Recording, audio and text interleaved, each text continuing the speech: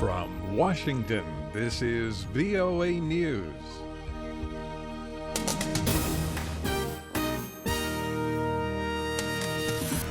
I'm David DeForest reporting President Barack Obama flies to Cuba.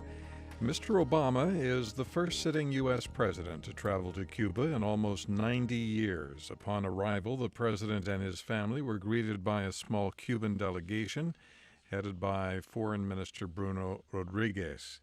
Turkish authorities are blaming the Islamic State group for Saturday's suicide bomb attack in Istanbul.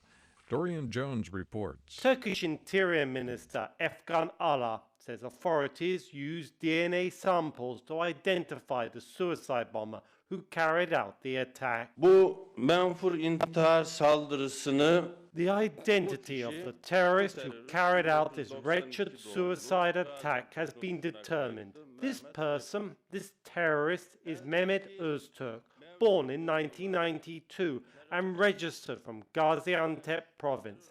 Current findings show the terrorist has links to the Daesh terror group. An Istanbul prosecutor said 5 people have been detained in connection with the attack and other suspects are being sought. Dorian Jones, Istanbul.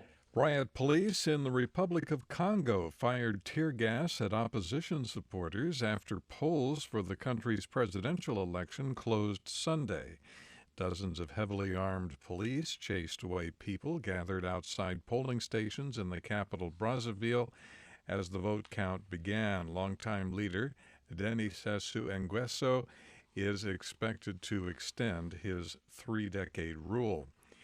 Voters in Niger voted for a president Sunday. Incumbent Mamadou Issoufou is in line to win the runoff after his opponent was flown out of the country from jail for medical reasons. The opposition has called for a boycott of the election. A VOA reporter in Niger said the vote went quietly and reported a generally low turnout across the country. This is VOA News.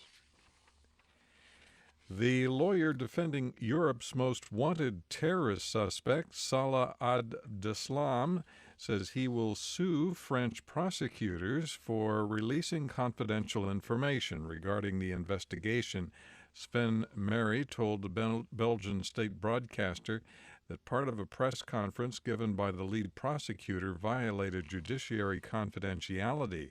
He said Saturday his client is cooperating but will fight extradition to France.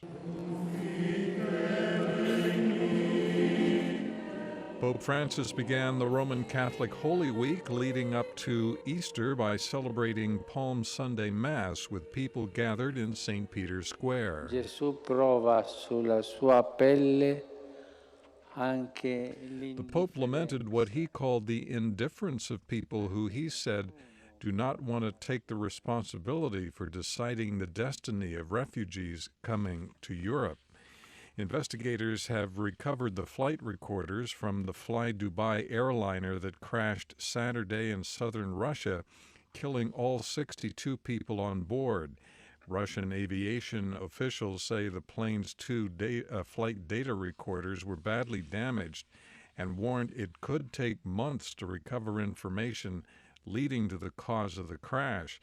Airline CEO Gaith Al-Gaith reports warns against speculation as to the cause of the accident. We are aware that in the course of the last 24 hours, there has been a great deal of speculation as to the cause of this tragedy. We share the desire to get answer as quickly as possible, but at this stage we must not be drawn into speculations. There were strong gusty winds at the time of the accident that may have played a role. Hundreds of mostly Syrian migrants made landfall in Greece on Sunday, arriving in flimsy boats. Witnesses say nearly 900 refugees, including Syrians, Iraqis, and Afghans, arrived on 4 Aegean islands overnight. The arrivals come despite an international agreement to send migrants back to Turkey. U.S. Republican presidential candidates are headed for two more contentious state nominating contests on Tuesday. Frontrunner Donald Trump and his nearest challenger, Texas Senator Ted Cruz, are expected to split the contests. A large number of votes have already been cast in Arizona, likely giving Trump an edge there. Meanwhile, surveys show Cruz is likely to win party caucuses in Utah. Cuban security officials have arrested scores of opposition demonstrators in Havana. Those protesters hoped the arrival of President Barack Obama would soften police crackdowns on their weekly demonstrations. More than 50 people were arrested. From the VOA News Center in Washington, I'm Dave DeForest. That's the latest world news from VOA.